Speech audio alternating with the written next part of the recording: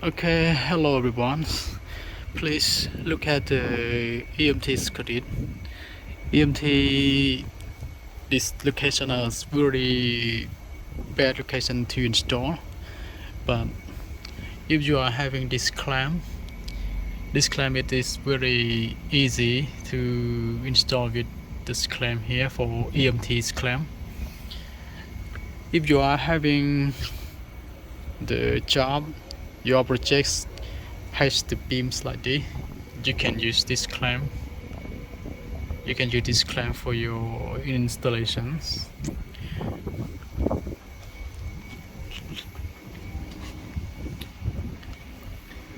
This location is very difficult.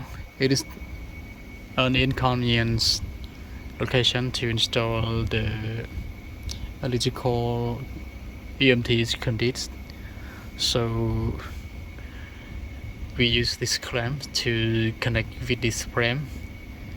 This frame it is the structure of the building.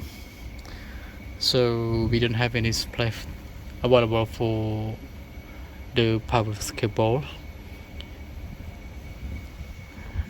and we select this clamp to support for the EMT conduits. We can use it for the lighting and other service. Okay, thank you. This is an idea for you. Thank you.